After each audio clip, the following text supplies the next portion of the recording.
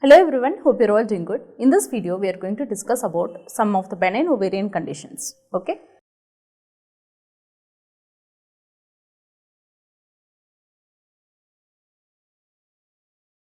So let's discuss what is adnexa first. What does the term adnexa include? So this will include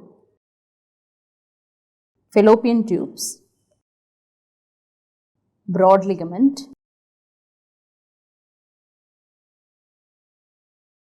ovaries, and the structures within the broad ligament that are derived from the embryologic nest, okay, that is remnants, okay. So all this thing will be denoting the term adnexa. And an adnexal mass usually involves ovarian substance because this ovary has the propensity to develop neoplasia. Okay. And remember, majority of the adnexal masses are benign, and it is important to determine preoperatively whether they are at a higher risk for any malignant disease or not. Clear? So, most of them are benign and the chance of malignancy should also be considered preoperative. Clear? So, this is about the introduction. Now, let's see how will be the clinical presentation if a woman is having any ovarian mass. Okay? So, clinical presentation.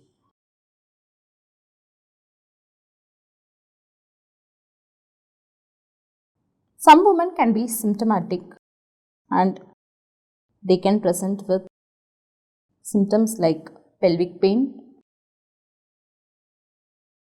which can be acute or chronic. Acute pain can arise due to torsion, rupture or hemorrhage. Okay. Then chronic condition will be usually associated with inflammatory process that will be leading to the formation of tubo-ovarian abscess. Clear? And this presentation can also include pelvic pressure as well, because the pressure can be against bladder or rectum. So, the woman will be presenting with difficulty in urination or defecation. Then, some women can even present with abdominal distension, and some women will be only incidentally coming under the category when they have a regular workup or workup for other conditions. Okay. So, this is how they present. Okay. Either if they are symptomatic, they will be presenting with pelvic pain, pelvic pressure or abdominal distension. Pelvic pain can be acute or chronic. I told you what are the acute causes, that is torsion, hemorrhage and rupture. Chronic causes will be usually involving an inflammatory process that will be presenting as a tubo-ovarian abscess. Okay. And I told you about the pelvic pressure causes also. Okay. That will be including either the bladder or rectum. So, there will be difficulty in urination or constipation. Okay. And some women will be asymptomatic and that will be presenting with regular workup or when they do workup for other conditions. Clear? Right. Now, let's discuss about the differential diagnosis of the adnexal masses. Okay. So, we have some conditions like benign ovarian cyst. Okay. So, this will include the functional cyst, which usually present at an younger age group, and there is absence of other symptoms like nausea, vomiting, weight loss,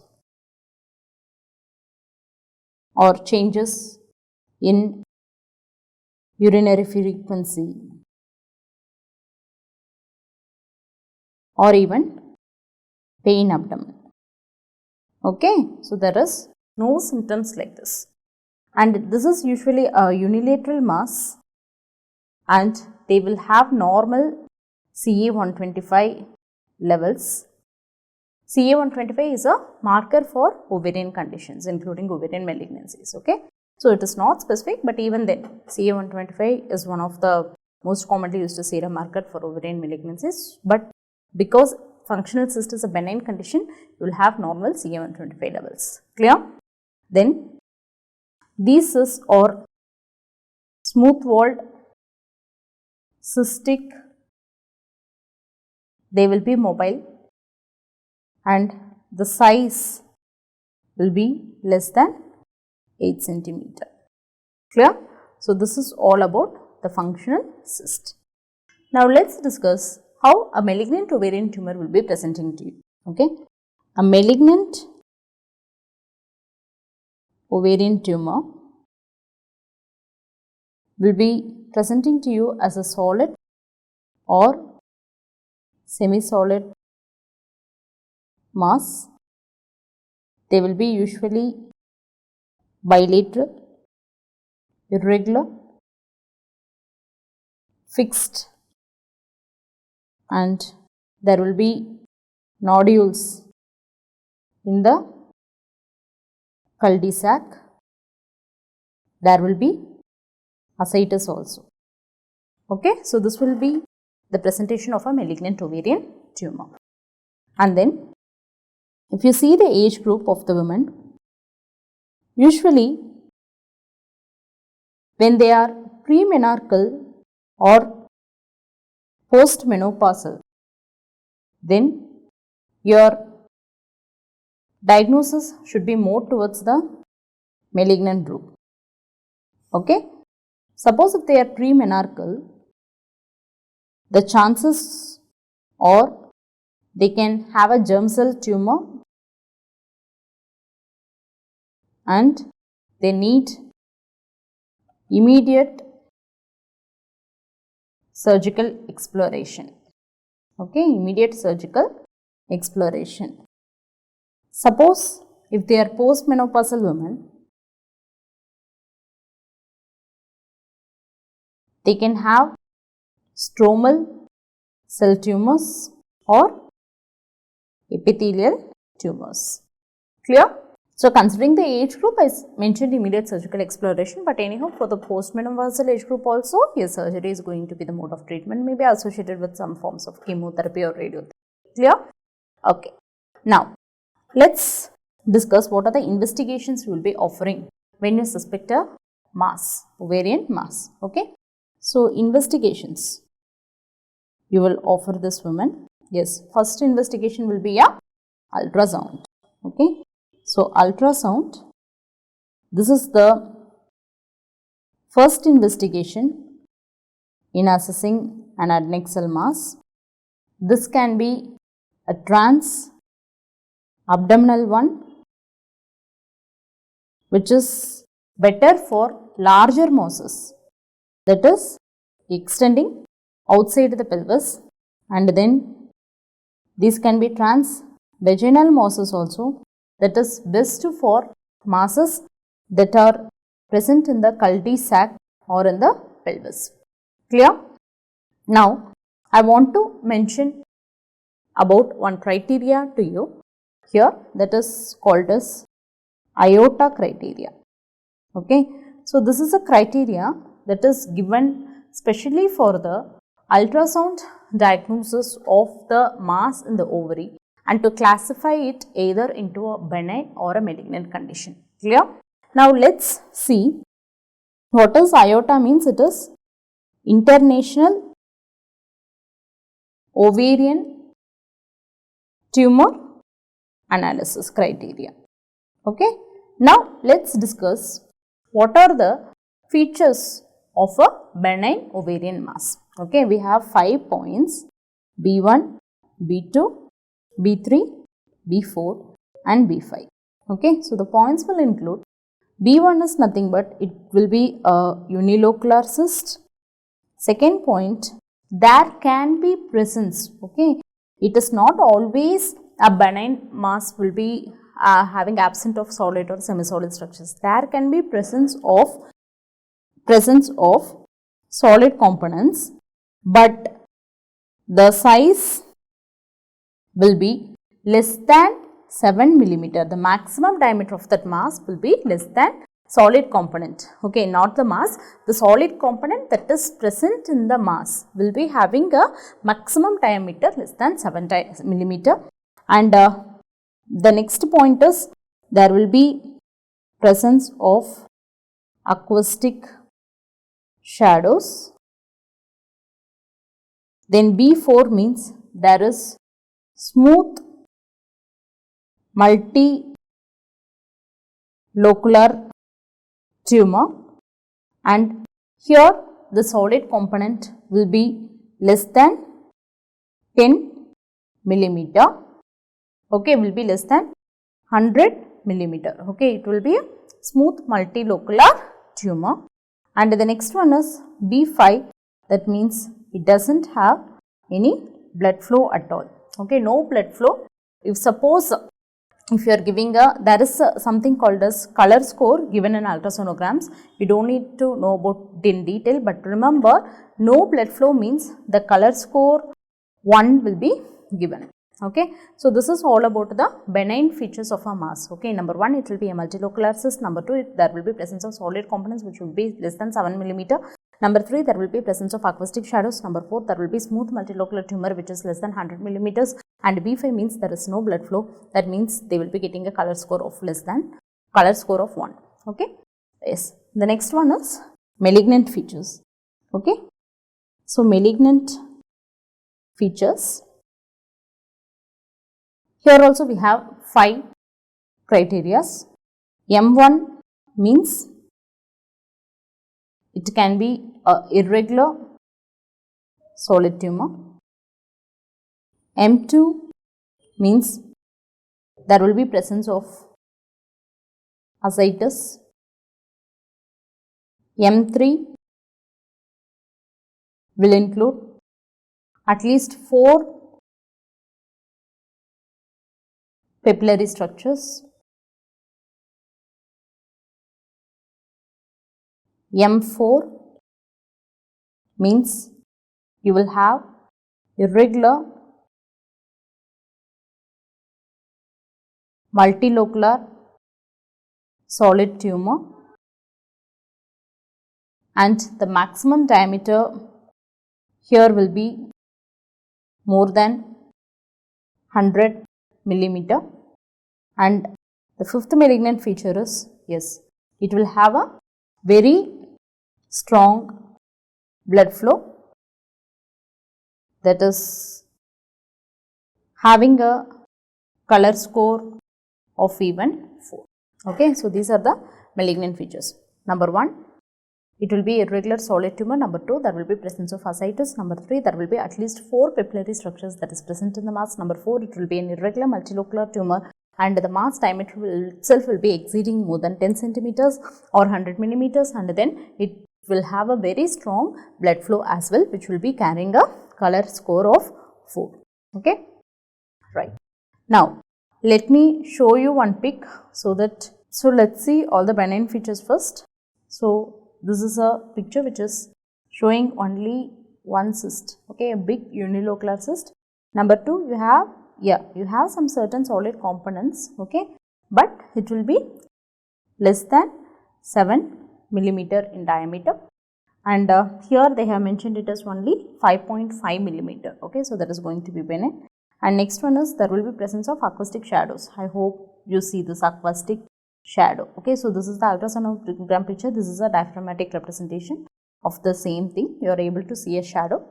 And 4th one is it can be a multilocular tumor also, but the overall size of the tumor will be less than 100 millimeters. Here it is only around 92 millimeters, the maximum size. Okay, and finally B5, where there is color flow. Usually the color flow is absent, or it can have a color score of 1.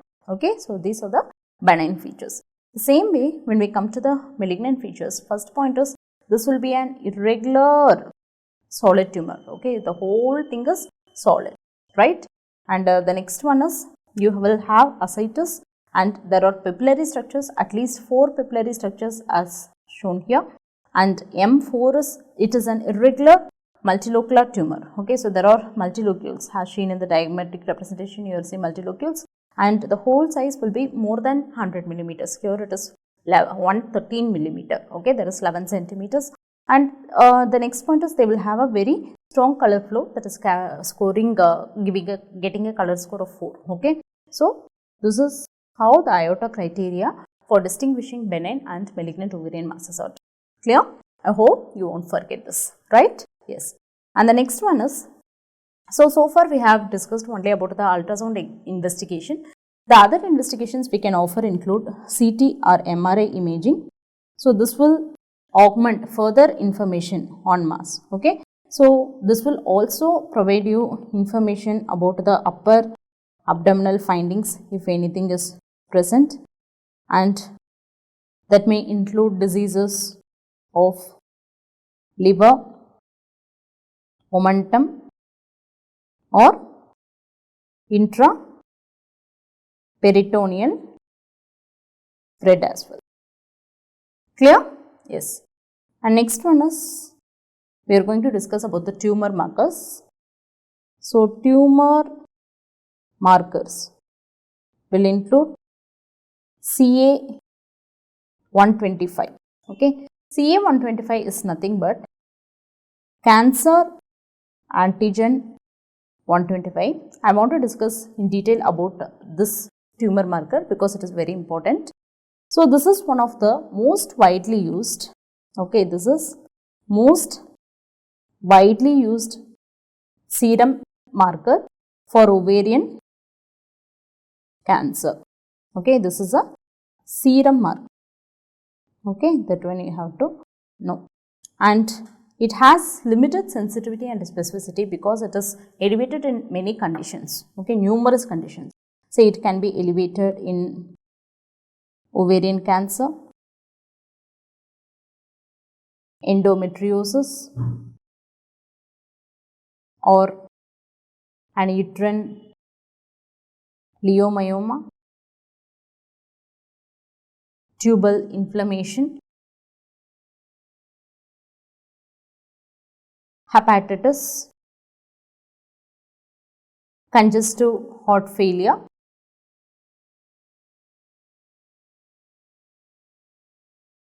menses, and then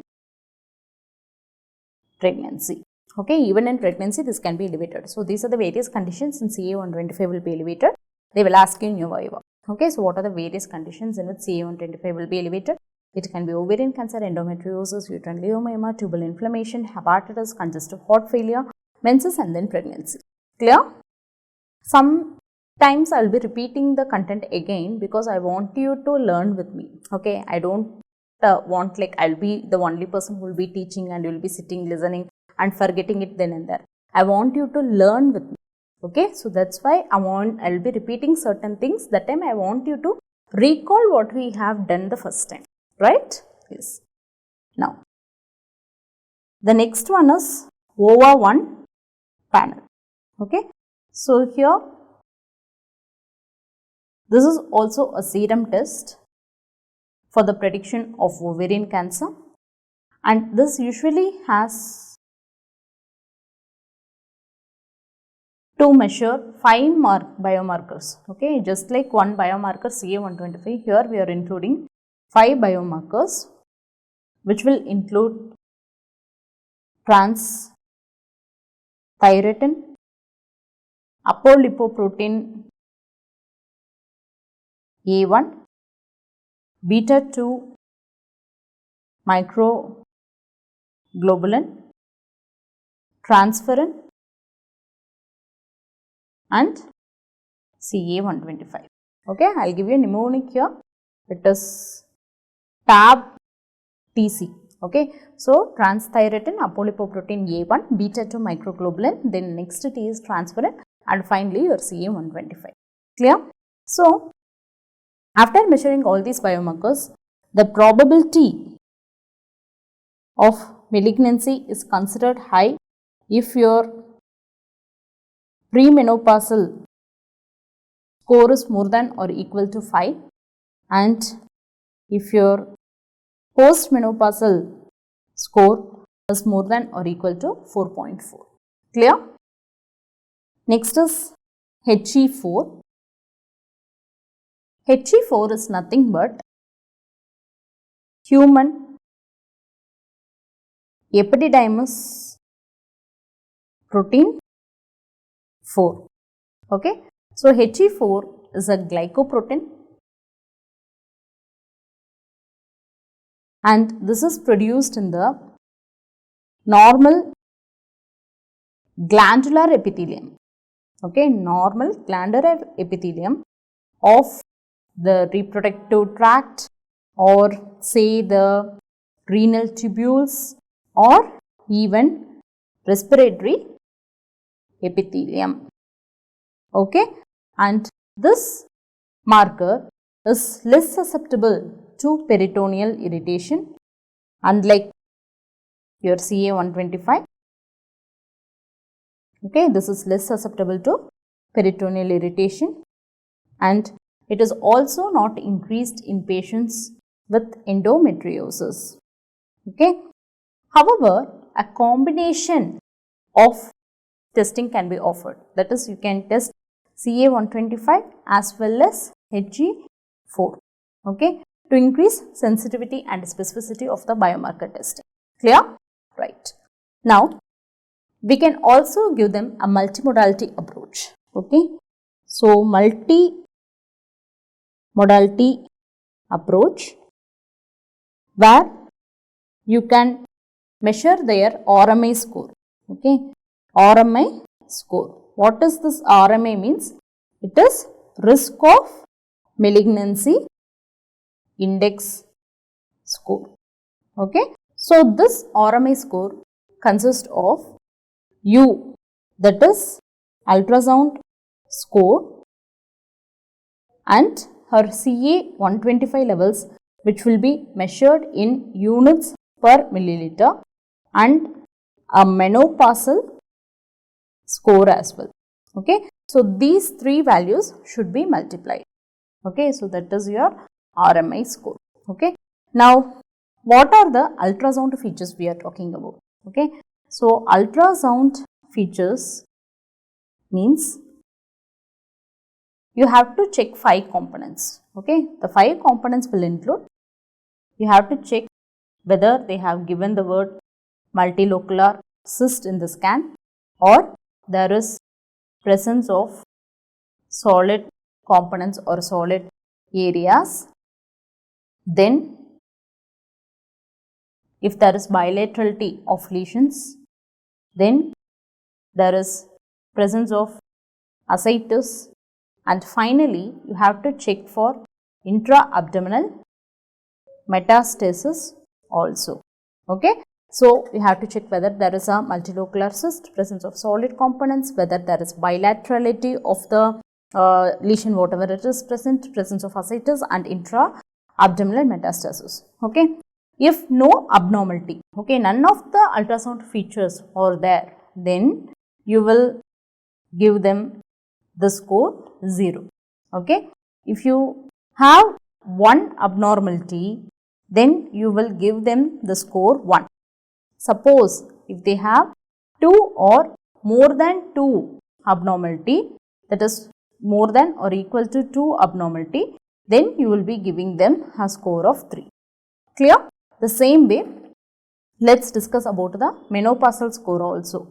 Okay, so menopausal score means the score will be 1 if she is a premenopausal woman, and the score will be 3 when she is a postmenopausal woman. Okay, so all these scoring first you have to do.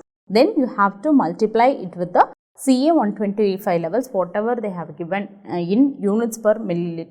Okay, and finally you will be getting a RMI score. Clear? Right.